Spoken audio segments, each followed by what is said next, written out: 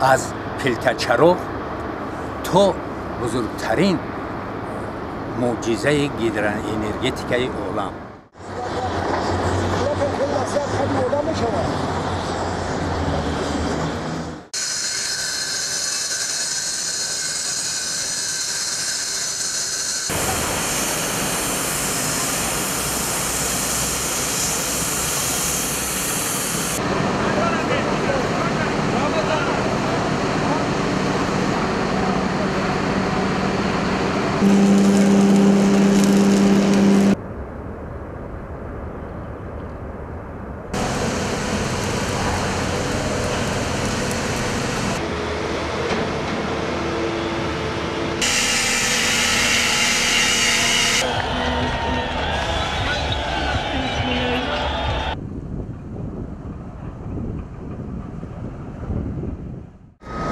روغون اصلا سرتابپا معجزه است، ولی معجزه اساسی و رویارویی که ما و شما میبینیم در همین مجرا پیدا شدن کوهی بزرگ است در پشت ما که این خود متخصصای کشور تکنیک و تجهیزات با مبلغ خود تاجیکستان اینجا پیدا شد. پیشتر وقتی که به اینجا میگذشتیم در مجرای دریا قدم برمی‌داشتیم اصلا محابات میرسید که این دریای پرجوش و خروش رو در این موضع ما مجراش دیگر کنیم. در اینجا به جای مجرای دریا در قطار دو ساحل کوهی دو پوله‌های آسمانبوس آهسته آهسته پیمانگری پیدا شود که چون میانبند پهلوان میدان حرب آنها رو مستحکم پیوسته برای به پیش رفتن کل تاجیکستانیان و امید و آرزوی هزار ساله های ما امکانیت اصلی یعنی پهلوانانه رستمانه را پیش می‌آورد.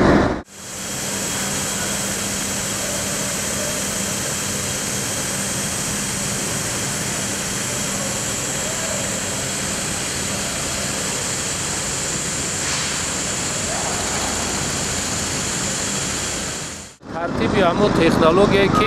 برای نیروگاه برقی آبی را ساختن اول همون با زبان روسی همون را پریمیچکا میگن. پریمیچکا میگن همون قسمت اول آب میبندن و در وقتی که لایه را ترتیب دادن برای که مثلا در دوام ساختمان یک بار ما ای را 335 متر ساختن وقتی زیاد میرود همون سربنده که ما پریمیچکا گفتیم همون را ساخته همون به نقشه گرفته شده است که در یکم نوبت باید همین دو اگریگات 400 مگاوات به مردم خدمت کنند و همون مبلغایی که در رفت ساختمان تا ساختمان ساختن صرف می شود همین مبلغ باید همین دو اگریگات اگر کار کند پوره 400 مگاوات بوده تا ساختمان به آخر رسانیدن مبلغ بازگردانده می شود.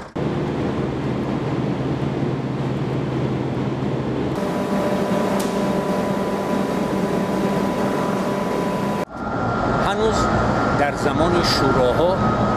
در سالهای 60 70 و ابتدای 80 وقتی که در رودخانه بخش یعنی 70 کیلومتر پایین‌تر از راهون نورک ساخته مورد استفاده قرار گرفت با سربندی در شکل طبیعی پیدا شده اون انشاءات در آن وقت آورده که به بلندی 300 متر ساخته مورد استفاده قرار گرفت چون معجزه بزرگ همان زمان در کتاب گینس در رکوردهای گینس جای داده شد و بعد اون این عمل رو چینی بزرگ یعنی خیتای با بلندی 305 متر فتح کرد و یعنی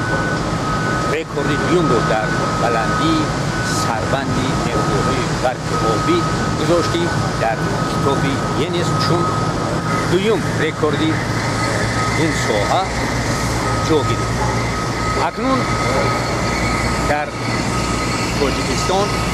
در این موضع یا در موضع روغن با بلندی 335 متر درغاتی بزرگ برای استفاده نیروگاه برق آبی روغن ساخته شده ایستاده است که با اقتدار 3600 مگاوات آینده فعالیت میکند و هم از نقطه نظر بلندی دربند و اینچنین فعالیت هر یک اگریگاتی هر کدومی با اقتدار 3600 مگاوات فعالیت میکند. چون معجزه ما باوری کامل داریم که در کتاب گینس ملائکه بیوتوریسم اشتباه میگردد.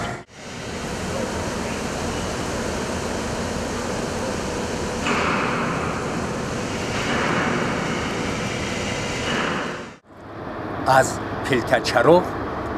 تا بزرگترین معجزه گیدران انرژتیکای عالم. بله این محابط نیست. شخصا خود من شاهدی به کوهستان آمدن برقم که سال 1969 و اینجا آمد و از آمدن برق در کوهستان تاجیکستان همگی 54 سال پشت سر شده است. در دوام همین 54 سال تاجیکستان توانست از پلتچراغ بابایی و اعمار کاخ نوری تاجیکستان دست بیابد. این عمل عادی نیست و این سخن بافته و ساخته ما هم نیست. همان شوروی ابرقدرت که ما آن را آرزو میکنیم، کلانترهای از ما با بیشتر عمر دیده آن را چون بهشت ستایش میکنند، برای تا به همین موضع آوردن برق زیاده از 60 سال تلاش کرد. همگی برق آمد ولی بعد آن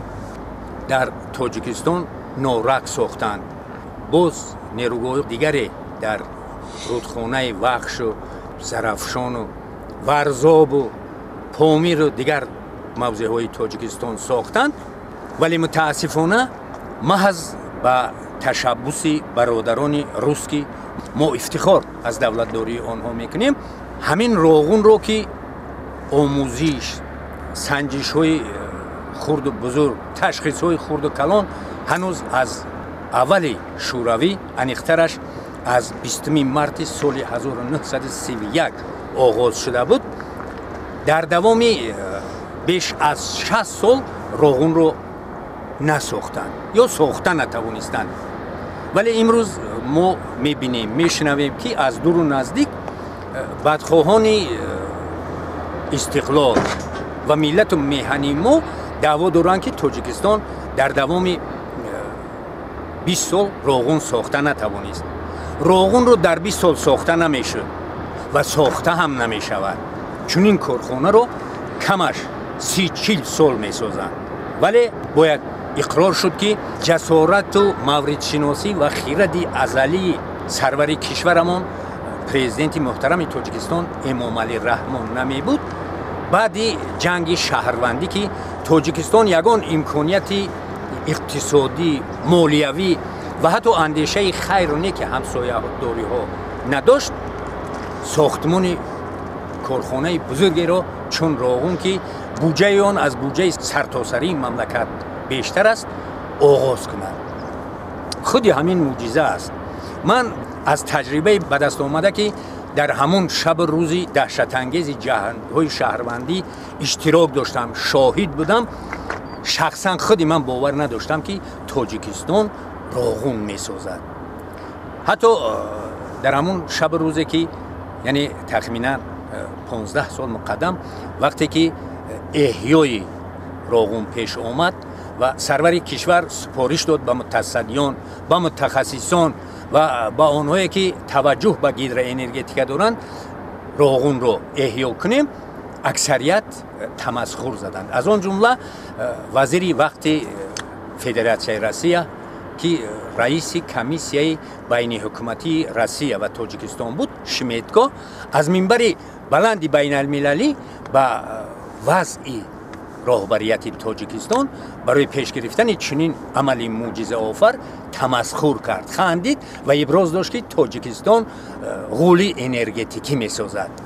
ва бисёриҳо ба гуфти Шиметко бовар карданд, вале акнун мо шоҳидем ки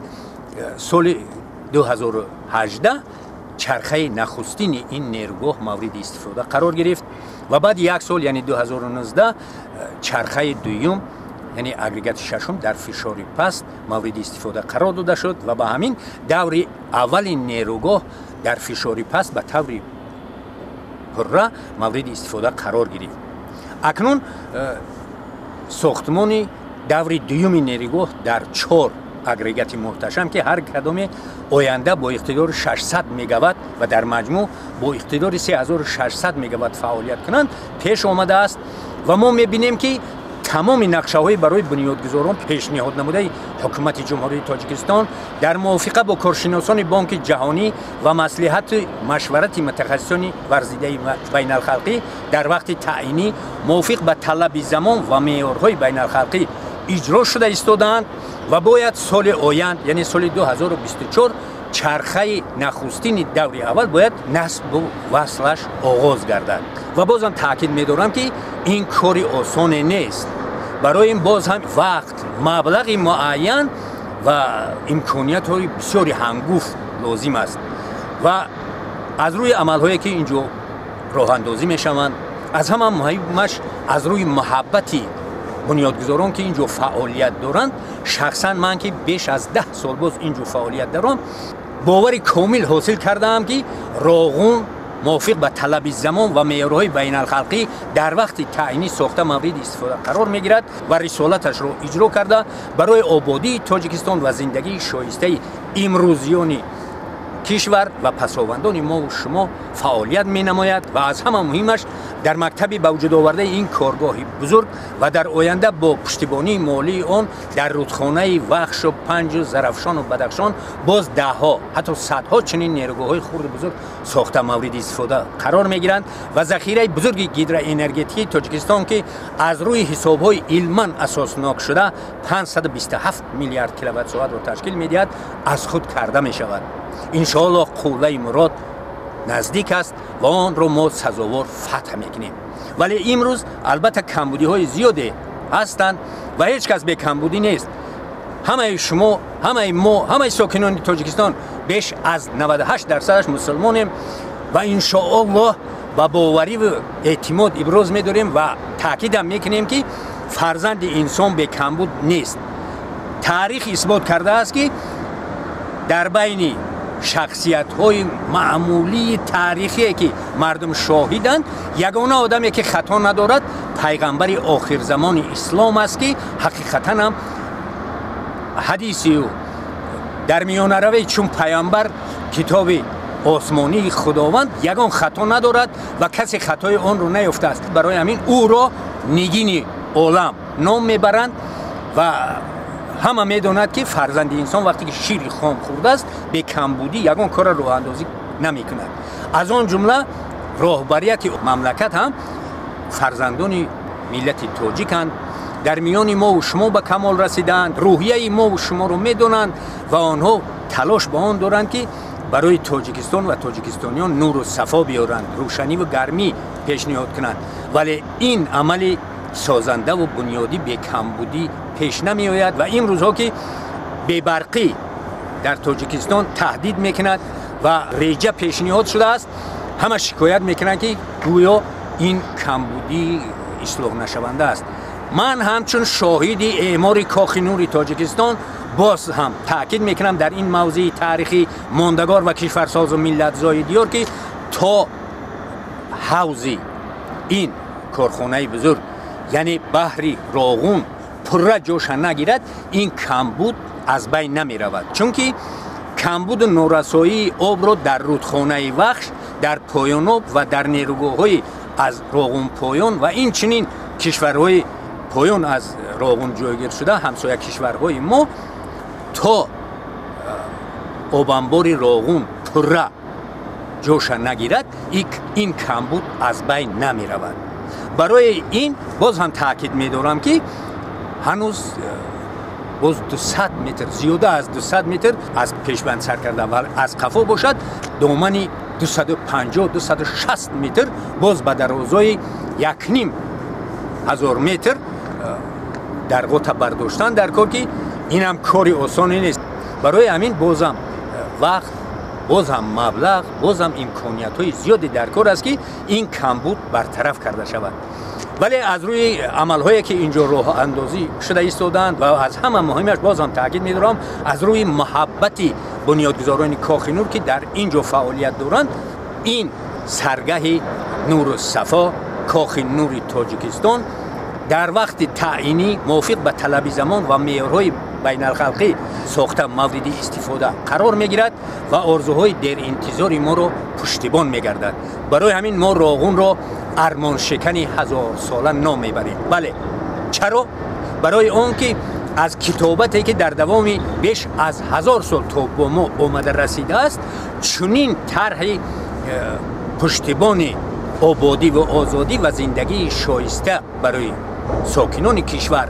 نبود، نیست و آینده همچنین پیش آمدنش گمان است. برای همین رسالت راغون امروز نظیر ندارد و الترناتیو و هم نه تنها در تاجیکستان در منطقه ندارد. ولی به کمبود کاری بزرگ هم راه اندازی نمی شود. برای همین همه ما و شما کلی ساکنان کشور باید از روی محبت وطنداری و همچون فرزند مسلمان از روی ایمانداری خویش مناسبت کنیم و به قدر مناسبت امروزه راهبریت کشور به واسطه سروری مملکتمان و تلاش های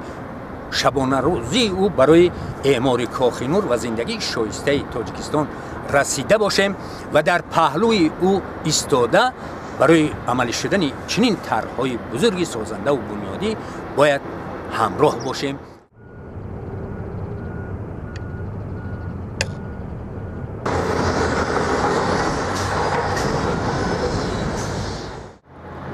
وطندار به قدر وطن، به قدر ملت و به قدر استقلالیت میرسد.